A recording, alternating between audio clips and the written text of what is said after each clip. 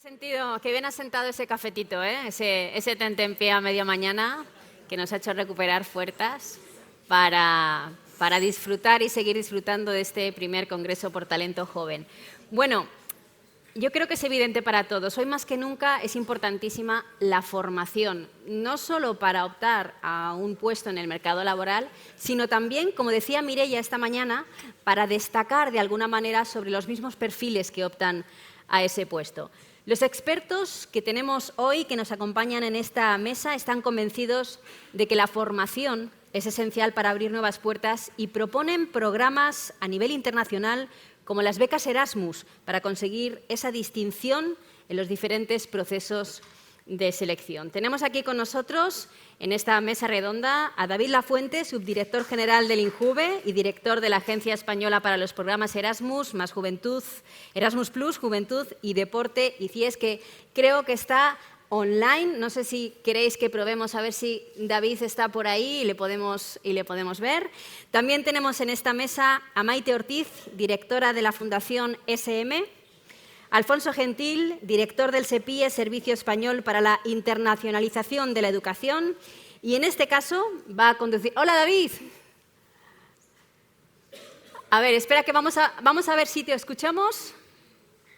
Muy buenos días, un placer saludaros y una pena no poder estar ahí físicamente y tendré que seguiros online. Un placer, Lari, y contar ahí con tan buenos amigos y sobre todo tan capacitados para hablar de oportunidades para los jóvenes y en este caso los jóvenes con discapacidad. Pues muchas gracias a ti por estar, aunque sea online, porque seguramente el testimonio de todos va a arrojar muchísimas ideas y muchísimas claves importantes a la hora de esa formación para optar a un puesto en el mercado laboral. Y en este caso va a conducir la mesa José María Velarde, técnico del Comisionado para Universidad, Juventud y Planes Especiales. José María, muchísimas gracias. Cuando quieras. Que disfrutéis.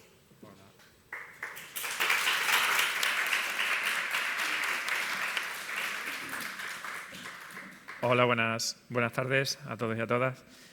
Para mí es un placer estar aquí hoy acompañando a vosotros y poder dirigir esta mesa, ¿no?, en la cual vamos a hablar de formación y de la importancia que tiene, ¿no?, para conseguir un empleo, como se titula. Antes que nada, creo que es un buen momento porque ya después de haber calmado la tripa, ¿no?, y la bebida, así que creo que puede ser un buen momento de prestarle un poco de atención. Por daros unos datos de la importancia de la formación y para que os quedéis con ese mensaje, deciros que el 35,2% de los jóvenes con discapacidad no supera los estudios primarios, es decir, unas 39.100 personas. El nivel de los jóvenes con discapacidad es claramente inferior. Seguimos trabajando con diferentes programas desde la parte a la que pertenezco, que es Fundación 11 e Inserta Empleo, con diferentes programas de formación para combatir todos estos índices tan bajos, pero sobre todo pasa que entre estos últimos registros últimamente se registran pocas personas por debajo de los estudios primarios. Sin embargo, en el colectivo representan más del 35,2%, como decía. Lo mismo ocurre en el extremo opuesto. Un 4,6% de jóvenes con discapacidad tienen estudios superiores, siendo el nivel de sus homólogos sin discapacidad del 15,5%. Es decir, a día de hoy en la universidad estamos representados con un 1,5% del total de personas de estudiantes con discapacidad, de estudiantes de manera general. En este caso, el problema es que parece que la predisposición, así como las facilidades de acceso a la formación de los jóvenes con discapacidad y demás factores relacionados, no son los mejores que predicen en un futuro incierto en cuanto a las mejoras de estos ratios. Así, el 59,1% de los jóvenes del colectivo están cursando estudios, frente al 74% de los jóvenes con discapacidad. Daos cuenta que siempre estamos por debajo. En este proceso, la evolución del nivel formativo no parece arrojar demasiados cambios. Es cierto que se ha incrementado 2,6 puntos en el porcentaje de jóvenes con formación superior desde 2014. En este caso, para que os hagáis una idea, esto nos da un crecimiento de un 130%. Sin embargo, igualmente, sigue bajo y se resiente de este modo.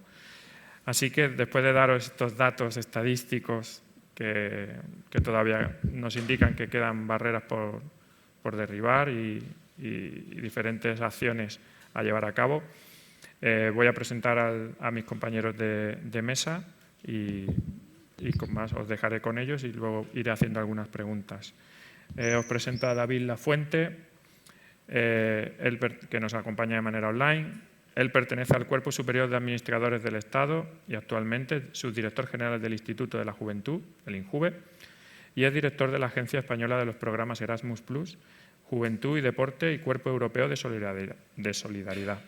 Es licenciado en Ciencias Políticas y de la Administración por la Universidad Complutense de Madrid y ha completado su formación con máster y estudios de posgrado, entre otros, en la Universidad de Sciences Po París o en el Colegio de Europa de Bélgica. Es catedrático honorario por la UCAM. Así que, después de esta presentación, buenos días, David. Pues muy buenos días y un placer, como os decía anteriormente, gracias por la presentación y muy buenos días, ¿no? Y un placer estar aquí compartiendo esta mañana con vosotros, sobre todo hablando de un tema que nos importa a todos y especialmente a todos aquellos que estamos convencidos de que la igualdad de oportunidades es más que nunca necesaria, ¿no? Un placer. Muchas gracias. A mi derecha tengo a Alfonso Gentil. Él es licenciado en Derecho por la Universidad de Sevilla, especialista en Derecho Internacional por la Universidad de Nijmegen, de Países Bajos, donde realizó una estancia Erasmus y que no sé si nos la va a comentar, y máster en Comunicación de la Administración Pública por el INAP. Es miembro del Cuerpo Superior de Administradores Civiles del Estado desde 2007 y fue director de la Unidad de Internacionalización de la Educación Superior Española en el SEPIE desde marzo de 2015 a octubre de 2018. Además, ha trabajado previamente en la Subdirección de Fundaciones y Mecenazgo del Ministerio de Cultura, en el Ministerio de Educación, Cultura y Deporte, de la que fue subdirector general adjunto de Cooperación Internacional y vocal asesor de Relaciones Internacionales. Buenos días, buenas tardes. Buenas tardes, José María. Muchísimas gracias por la invitación y luego comentaré más temas. Perfecto. Y a mi izquierda tengo a Maite Ortiz, de la Fundación SM. Ella es licenciada en Ciencias de la Educación por la Universidad Complutense de Madrid, máster en Psicología de la Educación por la Universidad Autónoma de Madrid y además cuenta con una larga trayectoria en el ámbito educativo, donde ha sido profesora de los distintos niveles académicos. En SM lleva más de 25 años, donde ha ocupado diferentes puestos de responsabilidad de la dirección de diferentes proyectos editoriales. Desde 2018 es la directora de la Fundación SM, que desarrolla proyectos de investigación, de formación de docentes y de intervención en contextos sociales vulnerables, con criterios de equidad y calidad en los 10 países iberoamericanos en los que está presente. Muchas gracias. Encantada de estar aquí y compartir este ratito. Muchas gracias a todos por darnos la oportunidad de dialogar con vosotros un ratito. Pues bueno, antes de comenzar, ¿no? Una pregunta para todos. Si os parece, empezamos si queréis por David. ¿Qué oportunidades puede ofrecer a un estudiante con discapacidad la formación? Bueno, pues muchísimas gracias. Yo creo que oportunidades todas, ¿no? Recuerdo cuando era pequeño que mis padres me decían, ¿no? que el saber nunca ocupa lugar. Y así es decir, al final una persona cuanto más formada está, cuanta más inputs, cuanta más información tiene mejores opciones, ¿no? Mejores opciones en la vida profesional y en la vida finalmente personal, ¿no? En este sentido, la formación es fundamental. Formación que, como después veremos conforme vaya avanzando la mañana, no tiene que quedarse únicamente en la educación formal propiamente, sino que también hay una parte de formación que tiene que ver con la educación no formal, que es aquella formación que se defiende desde los programas que dirijo, en este caso la parcela de Erasmus+, Juventud y el Cuerpo Europeo de Solidaridad, y que ofrecen otras, como diríamos en inglés, skills, otras facultades para encontrar un trabajo mejor y de mejores oportunidades, ¿no? En este sentido, yo creo que a nivel de formación tenemos que tener muy claro, son dos mensajes que yo lanzo siempre, que en España las personas con discapacidad reciben oportunidades en comparación con otros países, ojo, de nuestro entorno europeos, mejores oportunidades, pero en segundo lugar, que quedan cosas por hacer y que, como suelo decir, nuestro modelo constitucional no será plenamente democrático mientras no se garanticen todas estas oportunidades a toda la población, sin tener en cuenta si están con determinadas discapacidades o dificultades físicas, mentales, etcétera, etcétera, ¿no? Con lo cual es el principal cometido, yo creo, que tiene nuestro sistema. Ahí nacen los programas Erasmus, que dan buena muestra de ello. De hecho, ahora está ahí mi compañero y buen amigo Alfonso del SEPIE, que ellos llevan desde su organización, llevan todo lo que tiene que ver con el Erasmus, educación formal. Nosotros llevamos la parte del Erasmus Juventud, es decir, eso que explicaba de educación no formal. Y es un poco la principal de nuestras líneas de trabajo, ¿no? Los programas Erasmus tienen 4 prioridades concretamente en este año, y una de estas prioridades es la prioridad de inclusión, ¿no? Con lo cual vemos que es una de los ejes vertebradores y de los objetivos principales que tienen estas posibilidades de formación. Perfecto, muchísimas gracias. Por seguir un poco la dinámica y hablando de Erasmus, creo que te corresponde seguir. Sí, muchas gracias. Como bien ha comentado David, en el programa Erasmus, estamos en el periodo actual 2021-2027, una de las grandes prioridades, de las principales, es la inclusión. Esto lleva a que, pues al final, la movilidad de Erasmus lo que otorga a la persona que tiene esa oportunidad de movilidad, pues más oportunidades laborales, mejor integración social y, en definitiva, mejora su calidad de vida. Y eso es por lo que apostamos, que todas las personas, independientemente de su capacidad, de su religión, raza, lugar geográfico, pueda tener oportunidades de formarse en otro país. Erasmus en concreto, y aquí en este ámbito de Congreso de la Juventud, yo creo que tanto en el sector de la formación profesional como la educación superior ofrece, por ejemplo, estancias en prácticas en empresas de un tercer país. Esto hace que un joven que se forme en ese tercer país tenga más oportunidades luego desde el punto de vista laboral. Estamos hablando de que el 40% de los que tienen una estancia en prácticas continúa en la misma empresa una vez que termina los estudios trabajando, que esta estancia Erasmus. Y en general, el 80% de los que hacen una estancia de prácticas Erasmus encuentran un empleo entre 3 y 6 meses después de acabados sus estudios. Es decir, que Erasmus lo que hace es abrir el horizonte de esa capacidad de inserción laboral que tiene la formación. Complementa la formación para tener, pues genera habilidades sociales, genera capacidad de comunicación en otro idioma, capacidad de vivir fuera del entorno familiar, que tan importante es, lanzarse a la piscina, de conocer pues, nuevos profesores, nuevas personas, nuevos países, nueva cultura, y eso se valora muchísimo por las empresas una vez que vuelves a casa.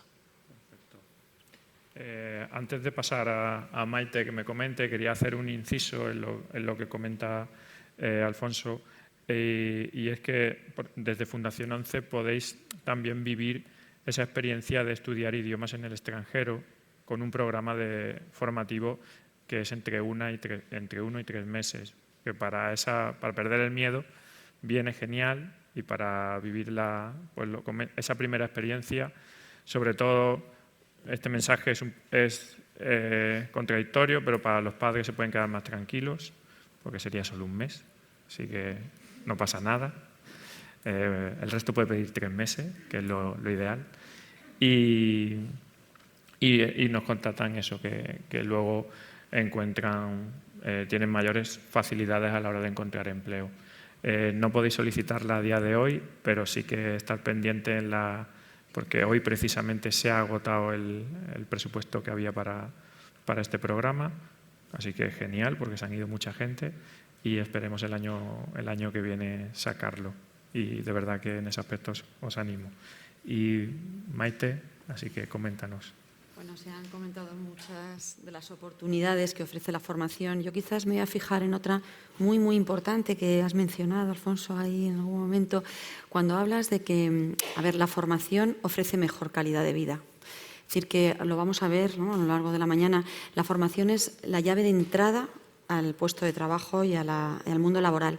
Pero la formación también nos hace ser mejores personas. ¿En qué sentido? Pues mirad, cuando uno entra en contacto con la universidad, con estudios superiores o estudios medios, da igual, lo que está haciendo es entrar en contacto con otras mentes. Y eso ya a uno le hace mejor, porque eres más completo, te cuestionas lo que sabes, te preguntas hacia dónde va la vida, y lo que hace uno realmente es formarse para aprender a aprender. Porque yo que, bueno, pues él comentaba, ¿no?, lo que he estudiado. ¿Vosotros creéis que con lo que yo me formé al principio hubiera sido suficiente? Pues no. Me paso estudiando todo el tiempo. Todo el tiempo estoy estudiando. Ahora tengo la grandísima suerte de tener una nietecita que acaba de nacer, una niña que va a ser una ciudadana del siglo XXII. Si yo me quiero relacionar bien con una ciudadana del siglo XXII, me voy a tener que formar, desde luego, en competencias que en el siglo XX, cuando yo nací, no existían. Quiero decir que la formación es la llave de entrada para una vida de calidad. Esto es así. Fijaos, la UNESCO, cuando define una escuela de calidad, habla siempre de la necesidad de la inclusión, porque le da calidad a la escuela, no solamente a las personas que tienen cualquier tipo de discapacidad. Todos somos mucho más completos. En ese entrar en contacto con otra mente, nos hace cuestionarnos a los que a lo mejor no hemos tenido nunca una dificultad concreta y nos hace ser mejores personas. Por tanto, la formación es indispensable para la vida, desde luego para encontrar el trabajo, como vamos a ver, ¿no?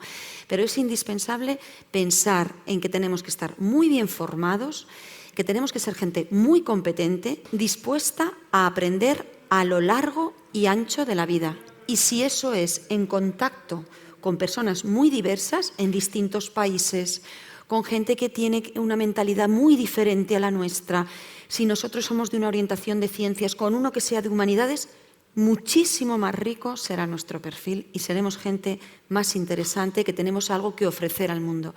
Porque al final la formación de lo que trata es de una experiencia de transformación personal, pero también de transformación social. Y yo creo que a eso estamos llamados todos. Siguiendo en la línea, David, ¿cuál dirías que son los beneficios de la internacionalización de experiencias, en este caso para las personas con discapacidad? Bueno, yo creo que ahí Maite yo creo que lo ejemplificaba muy claramente, ¿no? Al final, esa formación es riqueza la formación y es riqueza el formarse en diversidad, ¿no? Es decir, al final una experiencia internacional es una oportunidad para conocer otros países, otras culturas, otros idiomas, otras formas de entender la vida, y eso al final es una riqueza para todas las personas, ¿no? Y evidentemente es una riqueza para las personas con discapacidad. Claro, hablar de discapacidad y de personas con discapacidad y de juventud con discapacidad, así en general, es complicado, porque las discapacidades que unos tengan, ojo, discapacidades o oportunidades en otros sentidos, ¿no? Esas discapacidades, esas oportunidades son muy diversas, ¿no? Entonces, hay determinadas discapacidades que evidentemente bien trabajadas hacen que esa persona joven el día de mañana tenga unas potencialidades incluso por encima de una persona que adolece de esas discapacidades, pero para eso hay que trabajarlo y hay que dar oportunidades a esos jóvenes. Y ahí es uno de los principales cometidos de nuestros programas. Y después hay otras personas, otras personas jóvenes que desgraciadamente pues tienen discapacidades más severas. Discapacidades más severas, pero tenemos que trabajar como administración pública, como entidades y como sociedad para ofrecerles también esas oportunidades. Fijaros, hay un caso que además recibió, hablando del tema Erasmus, recibió la máxima distinción a nivel europeo por la Comisión Europea, que fue el caso hace ya 4 años de un joven con parálisis cerebral severa que participó en uno de nuestros programas, en el programa Discovery U. Discovery U es un programa que llevamos desde el Instituto de la Juventud y que posibilita que jóvenes hagan lo que antes se conocía como el Interrail, jóvenes con 18 años, ¿no? Pero además ese programa Discovery U tiene el programa especial de Discovery U Inclusión. Pues esta persona pudo viajar acompañado, creo que fue por su hermana y por su padre, por distintos países de Europa, ojo, con una parálisis cerebral severa. Y salió en todos los medios, tanto a nivel nacional español como a nivel europeo, pues porque al final Europa va de esto, ¿no? Europa a veces se nos llena la boca, Europa son valores, Europa son principios. Y yo creo que uno de los principales valores, de los principales principios que tiene que seguir la Unión Europea y España como sociedad es facilitar todas estas oportunidades a toda la ciudadanía. La internacionalización nos abre horizontes, nos abre posibilidades y sobre todo nos permite conocernos mucho mejor como personas. Perfecto. En este caso, Alfonso, me gustaría que me comentaras cuáles son los principales desafíos, ¿no?, a los que se enfrentan las personas con discapacidad a la hora de participar en un programa de movilidad internacional como es el Erasmus. Pues los desafíos se dan desde antes de salir, durante y la preparación y una vez estando allí. Es importante en el ámbito de la educación más reglada encontrar un centro aquí en España que esté abierto a ofrecer oportunidades a personas con discapacidad, que por suerte estamos creciendo, lo hemos visto en la sesión anterior, pero todavía tenemos pasos por hacer. Una vez que se tiene esa oportunidad, por ejemplo, en el caso de la formación profesional, hay que ver que se adapta más a nuestras necesidades. Hay estancias desde 2 a 89 días de movilidades que pueden ser acompañadas, que pueden ser en grupo.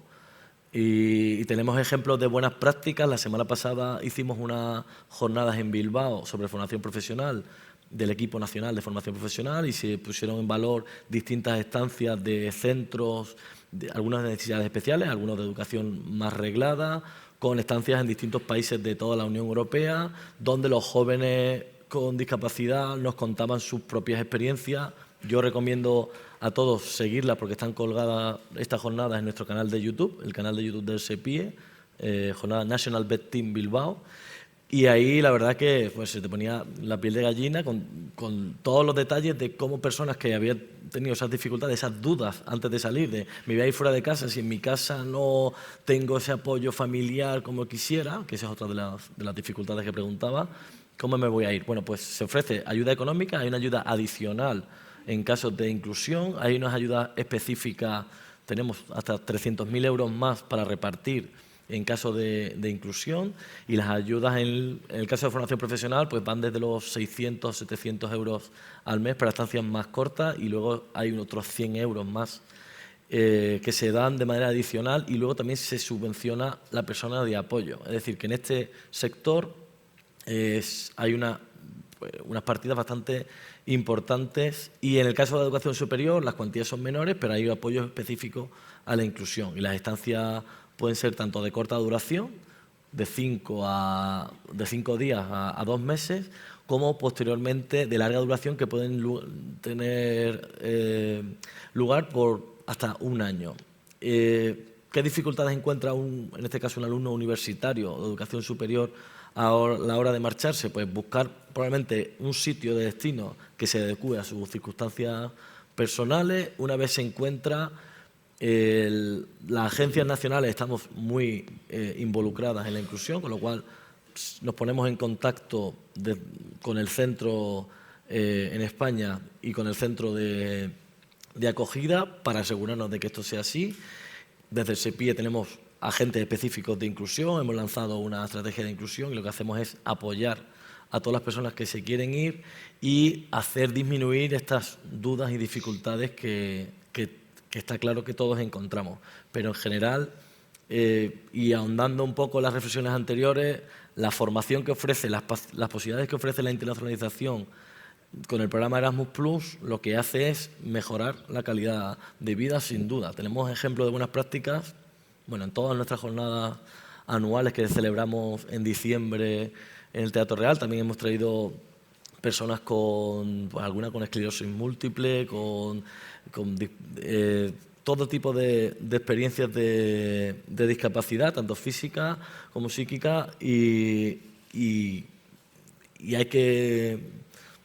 O sea, uno, en el fondo yo, antes he leído mi currículum, he estado trabajando en el Ministerio de Educación, Cooperación, tal, pero donde realmente uno se siente que es válido para la sociedad es trabajando en esto y teniendo estos encuentros, porque hay que intentar hacer disminuir esas dudas y dificultades en todo el que quiere marcharse y hablarle todas las bondades y las posibilidades que ofrece el programa. Totalmente. Yo siempre digo que un Erasmus bien trabajado desde aquí, desde el principio, desde las solicitudes, desde el primero que te lo estás planteando, siempre ayudará a que sea más fructífero una vez en territorio y siempre será la experiencia más satisfactoria, ¿no? Cabe decir. En este caso, Maite, ¿qué acciones y recursos, ¿no?, aportáis desde Fundación SM y SM? Y en este caso, ¿qué alianzas, ¿no?, tenéis con Fundación 11, en este caso, para que nos lo comentes, siendo parte del programa y del foro Inserta? Para nosotros, como decía antes, hablar de una escuela inclusiva es fundamental, porque si no, no estaríamos hablando de equidad, que es uno de nuestros retos estratégicos, y no estaríamos hablando de otro de nuestros retos estratégicos, que tenemos dos, que es lograr ciudadanos y ciudadanas globales de pleno derecho que actúan desde la ética del cuidado. Por tanto, todos los recursos de la Fundación están dirigidos a conseguir estos dos retos estratégicos.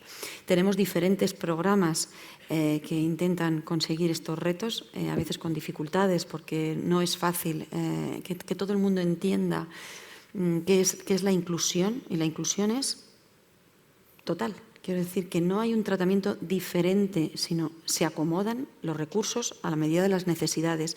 Hablábamos de discapacidad, que tiene una serie de necesidades, pero tenemos otra serie de profesionales que tienen otras necesidades. Y hay que hacer ese acompañamiento dependiendo de lo que cada uno necesita en cada momento. Hay una acogida inicial y luego hay un acompañamiento a lo largo de la vida profesional. Por tanto, recursos todos al servicio de estos dos retos estratégicos. Quizás quiero destacar alguno de los que puede llamar más la atención, que en la alianza que tenemos con la Fundación 11 tenemos personas que están participando muy directamente. Nosotros tenemos un observatorio de la juventud que cuenta con un consejo de la juventud que marcan la estrategia de la Fundación en ese campo de juventud. Quiero decir, no solo se les escucha, sino que se les dan recursos para que puedan llevar a cabo lo que en el Consejo han decidido que se debe hacer. Ellos son los que deciden qué encuestas hay que transmitir o hay que hacer para transmitir determinados valores, o quieren investigar algo en concreto. Bueno, pues toda esa parte son ellos los que marcan la estrategia, y la Fundación pone los recursos y el acompañamiento con formación para que puedan hacerlo. Ese es el programa que tenemos con el Observatorio de la Juventud, ese Consejo de Jóvenes. Pero tenemos otro de jóvenes también muy interesante. Es una convocatoria que lanzamos anualmente que se llama Aula Go, donde seleccionamos jóvenes de Iberoamérica que juntos van a resolver algún reto educativo. Este reto educativo proviene de alguna demanda, alguna necesidad que nos plantean determinadas escuelas. Hemos trabajado con Secretariado Gitano, que nos planteó una necesidad en una escuela en León. Este año estamos trabajando en una escuela que está en Nuevo León, en México, y estos jóvenes son seleccionados de cualquier condición. Y enriquece muchísimo tener chicos y chicas que tienen diversidad de distintos tipos. A estos chicos les formamos durante un año, estamos acompañándoles en este concepto de escuelas que cuidan. Una escuela que cuida es aquella que contempla 3 pilares fundamentales. 1, las competencias globales que se necesitan para ser un ciudadano de pleno derecho. 2, cómo me manejo yo en un sistema relacional donde voy a tener que saber cómo comunicarme con iguales, con gente que está por encima, por debajo, que es de un ámbito, de otro. Cómo nos comunicamos es un sistema relacional. Y el tercero, muy importante, la ética del cuidado. Todo lo que hacemos está enfocado al bien común. Entonces, este modelo de escuelas que cuida es el que trabajamos con estos chicos y chicas que han sido seleccionados y después de un año viajan, se conocen durante ese año, se están conociendo porque entre todos tienen que presentar un único proyecto. Y viajan al lugar donde está el reto, que en este caso es una escuela, será que el año que viene nos iremos a México, y juntos harán una propuesta. Nosotros ponemos al servicio de lo que los chicos nos vayan contando, vamos poniendo recursos, tanto en formación como en lo que vayan necesitando para solucionar ese reto. Estos son 2 de los programas. No sé si con esto ilustro suficiente y si no podemos hablar un poquito más. Luego lo alargamos o puedo contestar alguna pregunta que se os ocurra. En este caso, pues daros las gracias por dejarnos acompañaros desde Fundación ONCE Inserta, que es importante incidir en la representación de personas con discapacidad en un ámbito de investigación y de ese desarrollo, ¿no?, de programas educativos centrados por y para las personas con discapacidad. En el Consejo de Jóvenes tenemos 2 personas de Fundación ONCE y ha cambiado la dinámica del Consejo. Cuando entramos a trabajar con Mar y nos hizo la propuesta, inmediatamente pensé en este Consejo porque, bueno, son gente muy sensible, gente que viene de distintos contextos, algunos, como digo, de secretariado gitano, chicos que han llegado a España, bueno, pues en unas condiciones horribles y les hemos ayudado también a salir adelante, ¿no? Vienen de otros países, pero nos faltaba esta pata y ha cambiado completamente la dinámica del Consejo.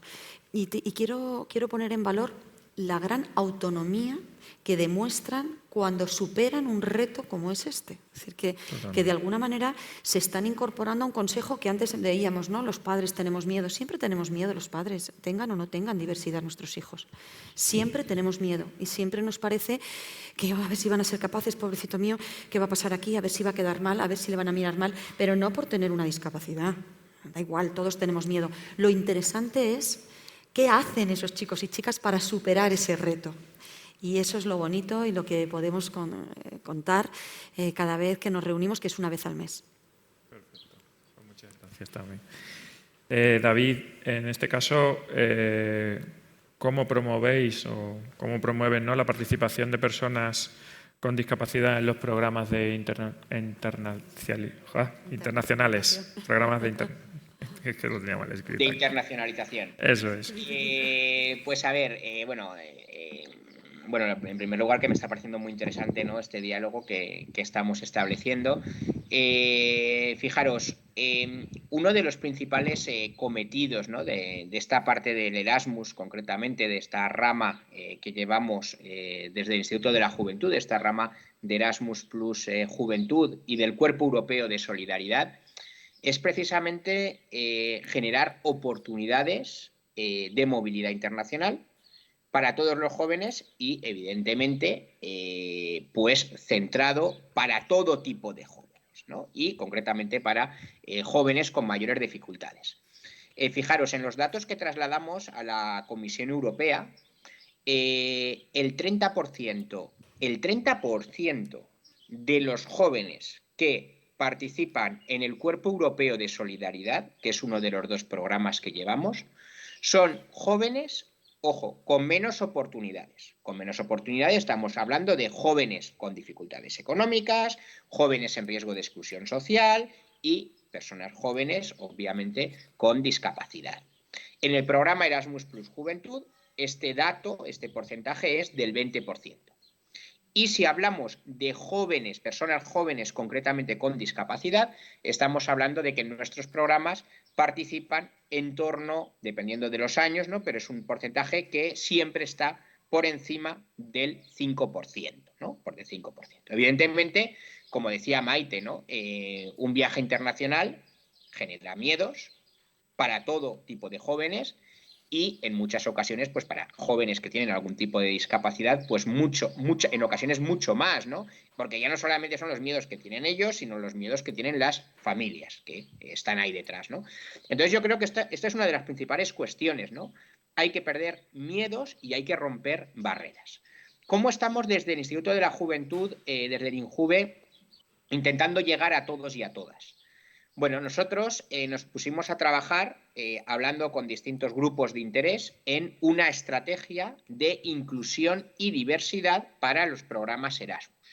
De hecho, el objetivo del año 2022 y 2023, dentro de poco tendremos los datos, era centrar nuestra acción en personas jóvenes con discapacidad.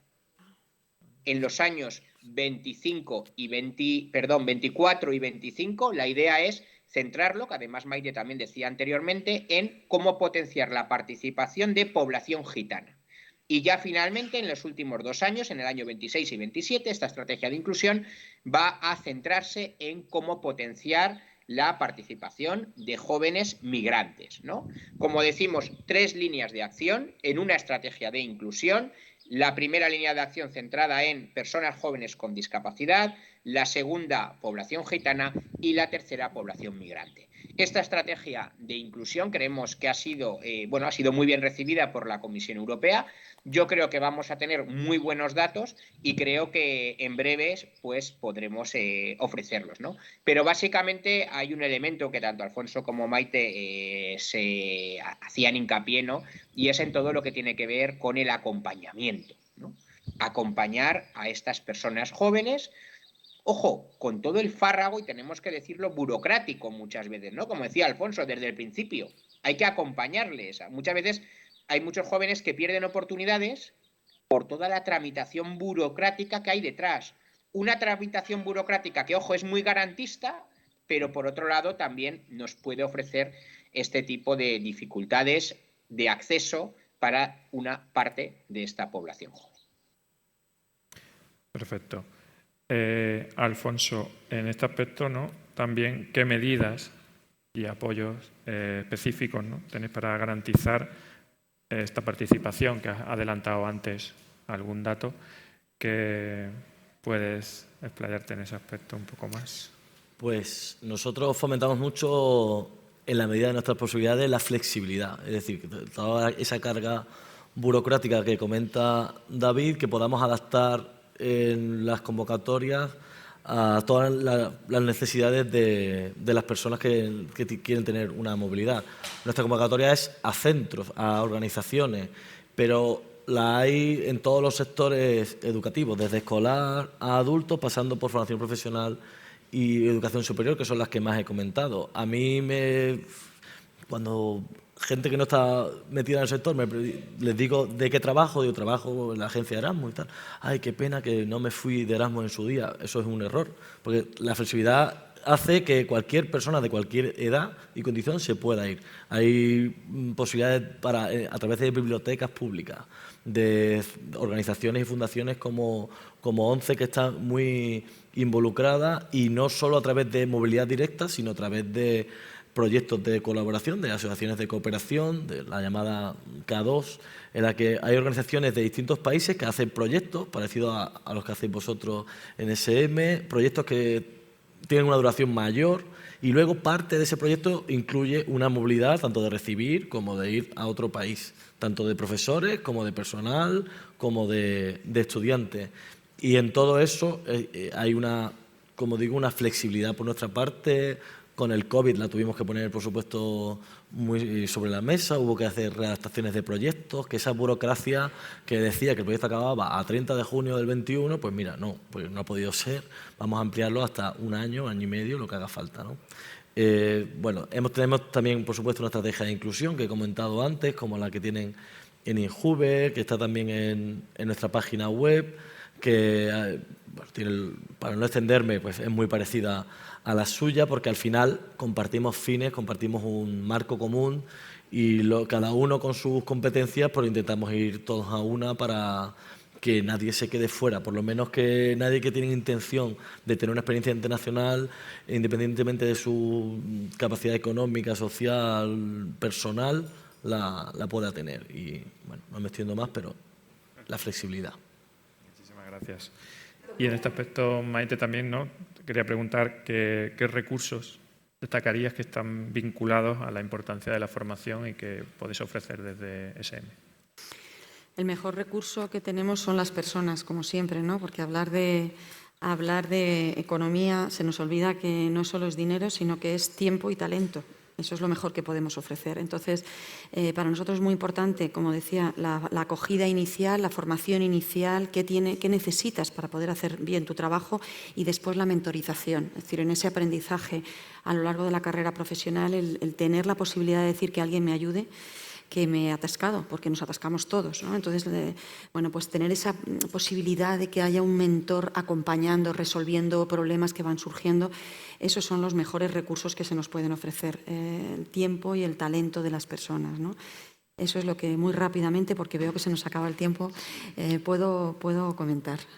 A ver, pues muchísimas gracias. Como bien decía Maite, creo que se nos acaba el tiempo. Se nos ha pasado volando, por lo menos a mí, se nos ha pasado volando.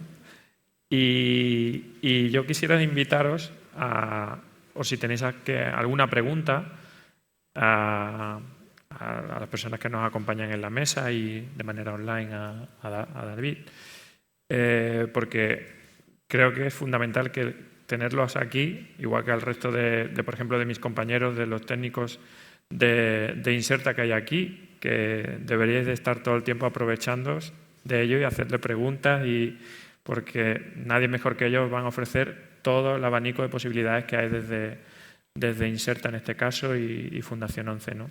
Así que si tenéis alguna pregunta, sí, por aquí y por aquí. Bueno. ¿Hay micro? Sí. Bueno, en primer lugar, agradecer a la mesa, que ha sido muy interesante escucharos. Y bueno, sí tenía una pregunta tanto para David, Maite y Alfonso. El tema de, por ejemplo, el bullying en la universidad o el tema de las faltas de adaptaciones que hay para los estudiantes con discapacidad, porque está muy invisibilizado. Entonces, ¿qué herramientas hay o qué herramientas cuenta un joven universitario que, por ejemplo, o una joven que le hacen bullying o el acoso? Porque no hay una mediación directa o tal. Y si conocéis alguna o cuál es el mecanismo de acción. Y como ha comentado David, que solo es un 5% las personas con discapacidad, si están haciendo algo para que aumente ese porcentaje, para que pueda irse más gente de Erasmus y bueno, promover más, porque por ejemplo todas las ayudas que han salido aquí, poca gente también las conoce y bueno, eso, gracias. Yo no sé si tenéis respuesta, en este caso es la propia universidad, si estás estudiando en la universidad, la que tiene dentro de sus protocolos, en este caso de bullying y de acoso y demás, dentro de las oficinas de las personas de atención a personas con discapacidad, ¿vale? Te diriges ahí y ahí se hará según lo establecido por cada universidad. Tiene un protocolo, ¿vale? Debería de cumplirlo y son acuerdos con la CRUE en este caso que tendría. Hablo de la parte de discapacidad, que es la que conozco, ¿vale? Me dicen que se nos ha acabado el tiempo, perdonad. Lo que sí que las preguntas que tengáis, no sé si vamos a quedarnos un ratillo más fuera. De verdad que veniros a preguntar sin ningún problema y estaremos encantados de atenderos. Así que disculpad, que tenemos que cumplir los tiempos para tampoco alargarlo, ¿vale? Muchísimas gracias.